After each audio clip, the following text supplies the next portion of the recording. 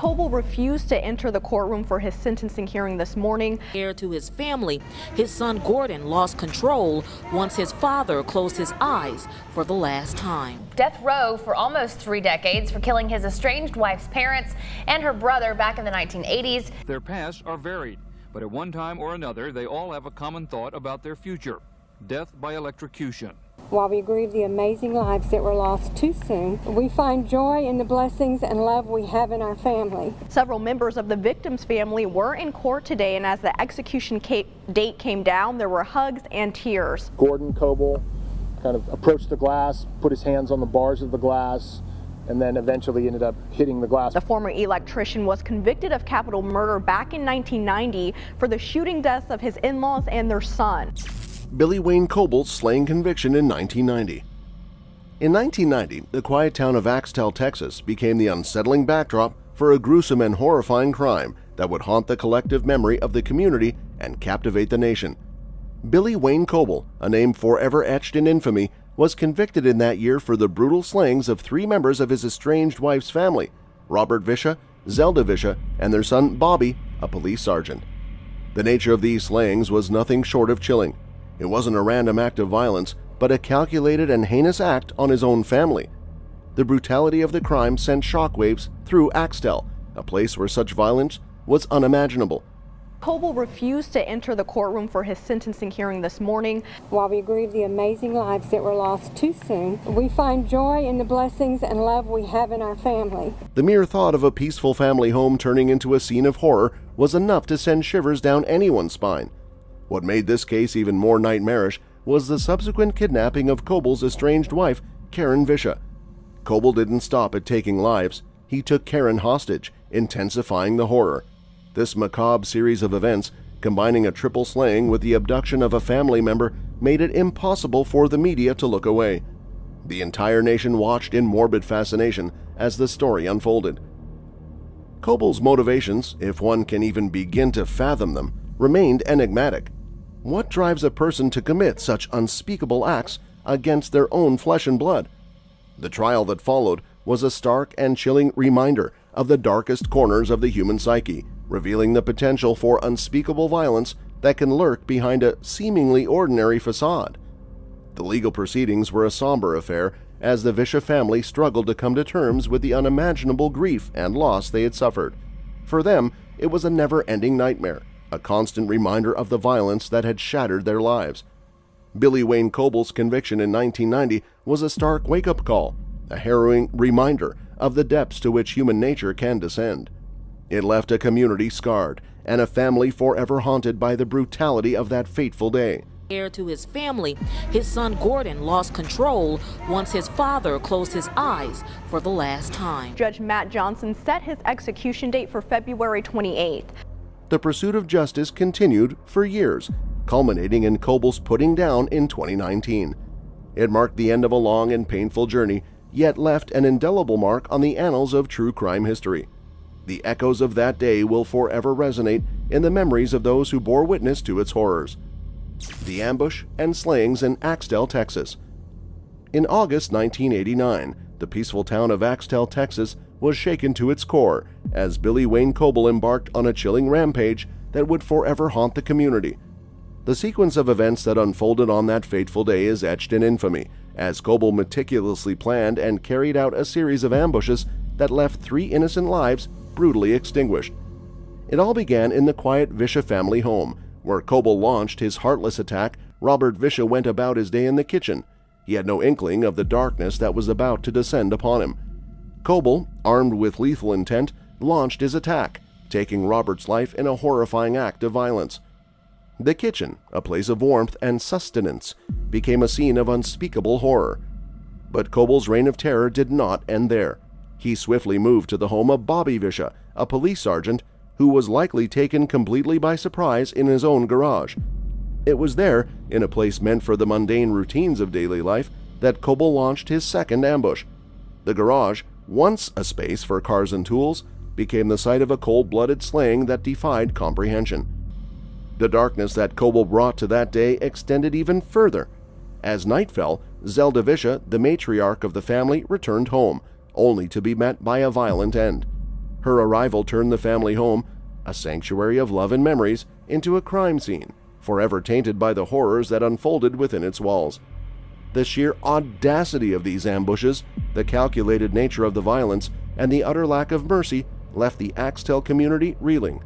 The Visha family, once united by love, was irrevocably torn apart, their lives forever marked by the brutality of that day. Death row for almost 3 decades for killing his estranged wife's parents and her brother back in the 1980s. Executed Billy Wayne Coble by lethal injection, but not before some of his own family members were thrown out and arrested. The August day in 1989 was a day that Axtell would never forget, a stark reminder of the depths to which human darkness can descend. Billy Wayne Coble's ambush and the slayings in Axtell, Texas, served as a harrowing reminder of the fragility of human existence and the capacity for evil that can lurk in the most unexpected of places. Kidnapping and police chase. Imagine the chaos and terror that unfurled in the aftermath of those gruesome slayings in Axtell, Texas. Billy Wayne Coble, having already taken 3 innocent lives, wasn't content with just that. No, he plunged deeper into the abyss of darkness as he kidnapped his estranged wife, Karen Visha, setting off a high-speed police chase that would have your heart pounding and your nerves on edge. With the ghastly crime scene still fresh, Coble abducted Karen, making an already horrific day even more nightmarish. Can you even begin to fathom the fear that gripped her, knowing she was in the clutches of the man who had just taken her family from her? It's the stuff of our worst nightmares, a real-life horror movie. It's a chilling reminder that evil exists in this world, and it's up to the heroes in uniform to stand against it. Billy Wayne Coble's demise sentence. Now let's delve into the lengthy and convoluted journey of Billy Wayne Coble's demise sentence. Brace yourself, because this story is far from ordinary. It's a chilling saga of the legal system, filled with twists and turns. Back in 1990, a grave decision was made in the courtroom, one that would forever alter Coble's destiny. The court didn't hold back.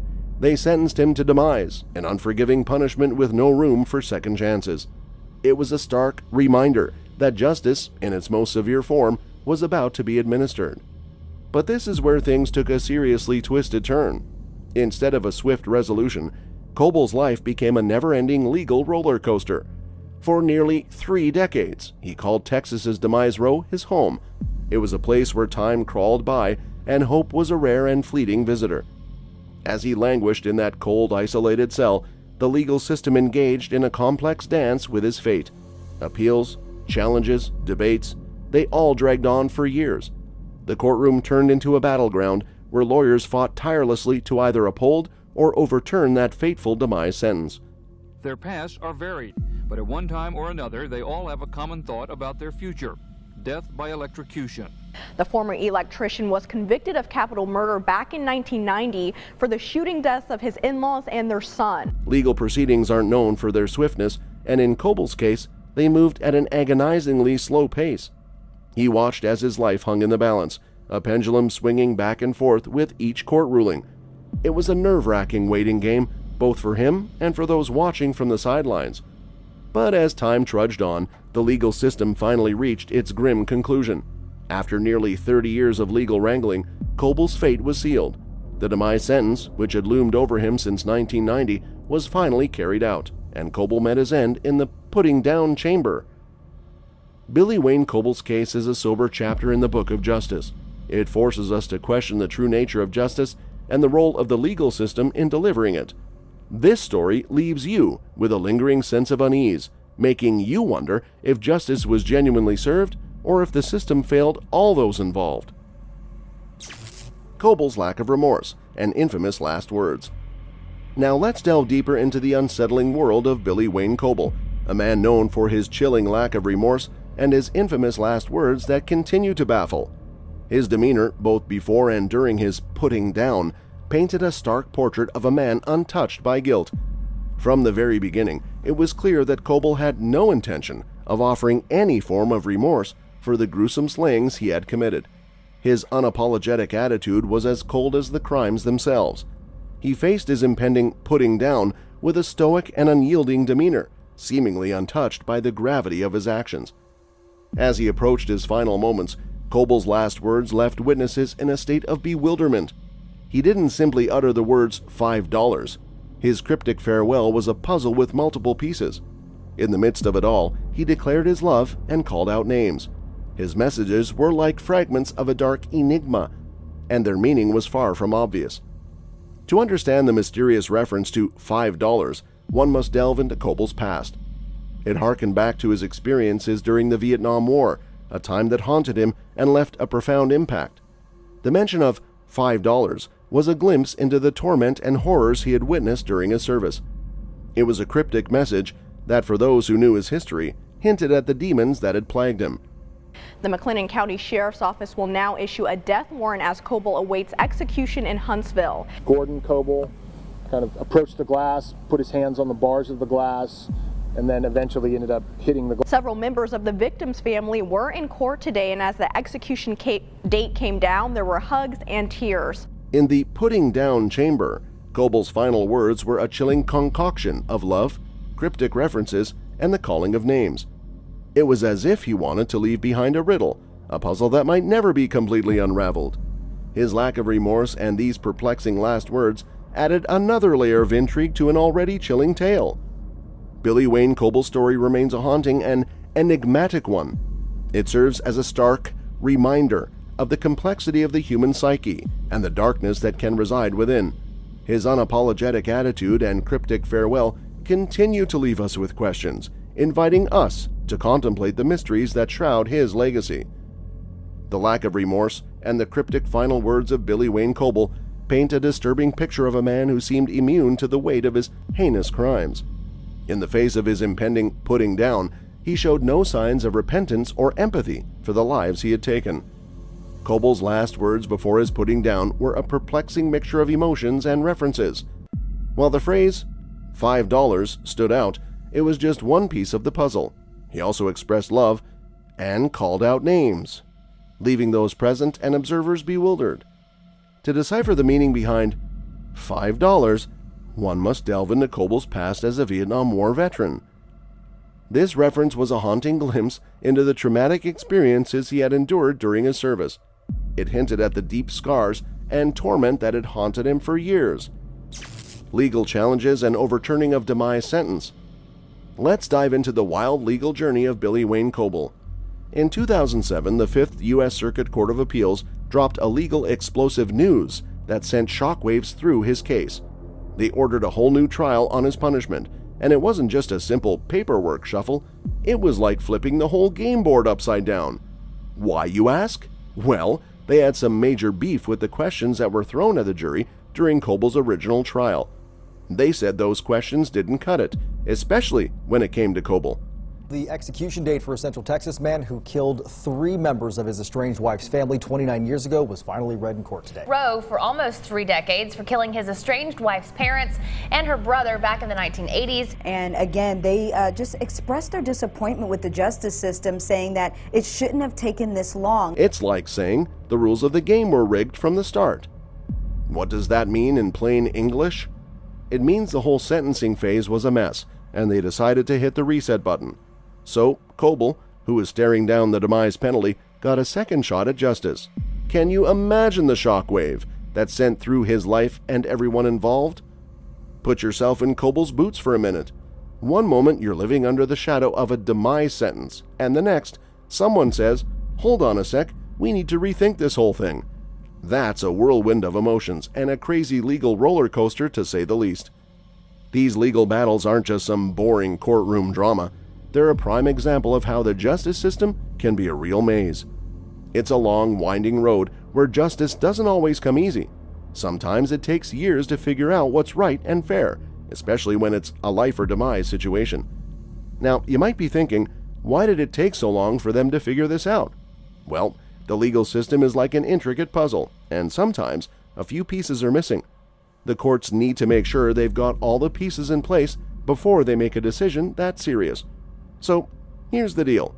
Kobel's legal saga is a stark reminder that the justice system, even in the most serious cases, can be like navigating a never-ending labyrinth.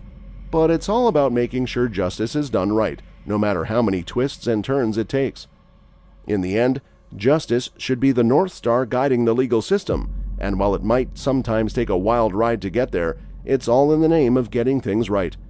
Cobal's story is just one chapter in that bigger book of justice, and it shows that even in the toughest cases, the legal system keeps trying until it gets it right. Final putting down of Billy Wayne Coble. Billy Wayne Coble's journey through the legal system came to a dramatic and definitive end with his putting down by lethal injection in the state demise chamber in Huntsville, Texas, in February 2019. This moment marked the culmination of a prolonged legal process that had spanned decades, making it a profoundly significant event in the annals of the Texas criminal justice system. Coble's case had been anything but straightforward. For nearly 30 years, he had navigated the intricate and often convoluted pathways of the legal system. His story began in August 1989, when he committed a series of heinous crimes that sent shockwaves through the tight-knit community of Axtell, Texas. In August 1989, Coble ambushed and slayed his estranged wife's family members. He shot Robert Vischa in the kitchen, then went to Bobby Vischa's home, where he ambushed him in the garage. The longer you live, the easier it is to accept death. Who is not going to leave this world? Execution date has been set for a man convicted of a triple murder. Billy Wayne Coble. A person said one time, he said, "That's a horrible way of dying." I said, "What is a good way?" Zelda Vischa met the same tragic fate when she arrived home later that evening. These brutal slaying left an indelible scar on the community, and justice for the victims' families became paramount. The legal saga that followed was as intricate as it was protracted. Coble was arrested, tried, and convicted in 1990, receiving a demise sentence for his crimes. However, this was just the beginning of a series of legal battles that would come to define his case. In 2007, the 5th U.S. Circuit Court of Appeals ordered a new trial on punishment for Coble, citing issues with the special questions posed to the jury during his initial trial. The court ruled that these questions were unconstitutional as applied to him. This decision was a seismic shift in the legal landscape of Coble's case. It wasn't a minor adjustment, but a complete reevaluation of the sentencing phase of the trial. This significant legal maneuver represented the complexity and tenacity of the justice system. The questions posed to the jury were not just minor technicalities, they were fundamental to the determination of Coble's fate. This decision meant that the entire sentencing process had to be revisited, reevaluated, and redone. I feel bad about killing the first person I killed in Vietnam. I see them just as vividly, just as clear. Faces execution for killing his estranged wife's parents and her brother, who was a Waco police officer. As I did the day that it happened, but I can never go back and change that. For Billy Wayne Coble, this meant another shot at justice. It was like a surreal twist in a legal drama that had been playing out for almost 2 decades. The prospect of a new trial brought a wave of emotions, not just for Coble, but for everyone involved. It was a stark reminder that the pursuit of justice could be a long and winding journey with unexpected turns. Coble's final putting down was not just the end of a legal battle, it was the closing of a chapter in the lives of the victims' families. For them, it was a moment of bittersweet closure, a culmination of a long and painful journey towards justice. The legal system had spoken, and the punishment for Coble's crimes had been carried out. Billy Wayne Coble's case had showcased the legal system's ability to revisit, reevaluate, and ultimately reach a final decision, even in the most complex and protracted legal battles. It underscores the fundamental principles of justice and accountability, reminding us that the legal system is designed to uphold these principles no matter the challenges it encounters. In the end, justice was served, and the final verdict was delivered. Interview with Susanna Reed. In a chilling interview with Susanna Reed, conducted just days before his putting down, Billy Wayne Coble showcased an unsettling and unapologetic demeanor regarding the horrific crimes he had committed and his impending demise sentence. It was a moment that left a lasting impression on both Reed and the public, revealing Coble's unrepentant attitude in the face of his heinous acts. The August 1989 shooting in Axtell, Texas, had sent shockwaves through the community and shattered the lives of the Vischa family. The brutal slayings of Robert and Zelda Vischa and their son Bobby Vischa, along with the subsequent kidnapping of Coble's estranged wife Karen Vischa, had gripped the nation's attention. Cobb's interview with Susanna Reed was a rare opportunity to delve into the mind of a man who had committed such gruesome acts. It was an interview that drew attention due to the stark contrast between the enormity of his crimes and his seemingly relaxed and unapologetic demeanor. Koble's attitude was perhaps best captured by his response when asked about his thoughts on the gruesome slayings. "To some people it matters," he replied. "To me, it really no longer matters." This chilling response underscored his lack of remorse for the lives he had taken and the pain he had caused to countless others. On the reason that you've spent almost 30 years here on death row, it was for an act of extreme violence. They didn't want to speak on camera, but they were skeptical about if this execution is actually going to happen. Do you regret what you did that day? Do you understand and feel the horror? When pressed further on the slayings of his wife's parents and brother, Koble stopped short of offering an apology, stating, "Okay, if you want me to give some type of rehearsed apology or something, I mean, I've already said that I regret what happened. Now I fully regret what happened. But I also truly regret a lot of things in life." This interview gave an eerie glimpse into the mind of a man who had committed unforgivable acts. His lack of remorse and his seemingly nonchalant attitude about the impending demise penalty left many listeners deeply unsettled. It was a stark reminder that some individuals are capable of heinous acts and may never express genuine remorse or empathy for their victims. Koble's unapologetic stance, even in the face of imminent putting down, left a chilling impact. It served as a stark reminder of the depths of human darkness and the complexity of the criminal mind. It was a moment that Susanna Reed and the audience would not soon forget, as they came face to face with a man who had committed the most horrendous of crimes and remained unrepentant until the end. Koble's unapologetic attitude. In the interview with Susanna Reed, Billy Wayne Koble's unapologetic attitude was on full display, and it sent a chilling message about his state of mind. When the subject of the gruesome slayings came up, Koble's response was far from what one might expect in such a situation. He callously remarked that the slayings no longer mattered to him, a statement that left a profound impact on those listening.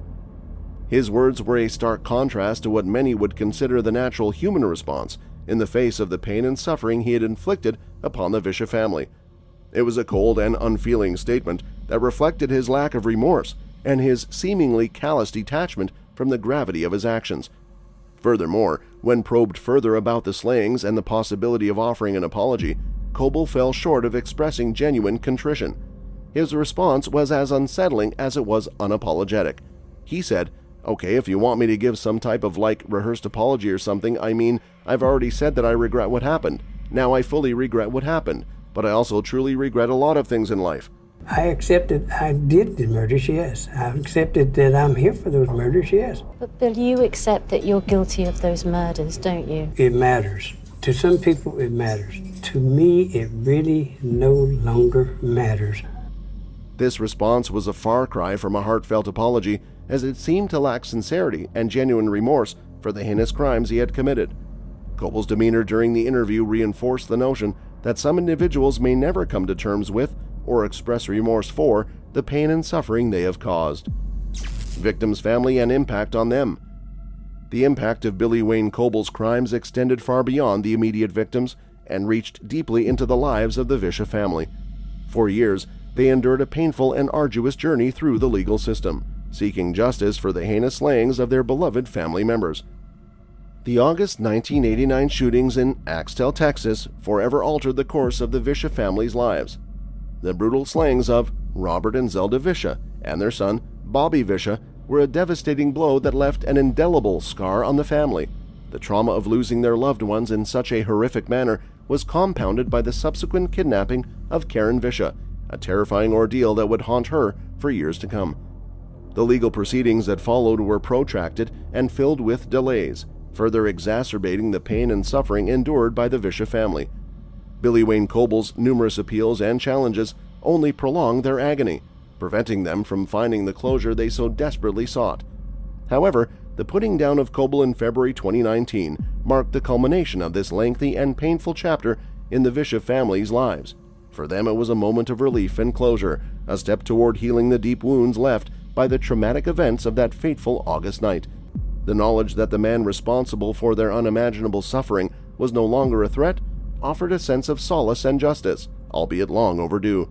I'm not talking about other things. I'm talking about the murder of Bobby and his parents. I feel bad about what I did and what the world's done about a lot of things. Several members of the victim's family were in court today, and as the execution date came down, there were hugs and tears. That's all for this video, folks. We'll see you next time.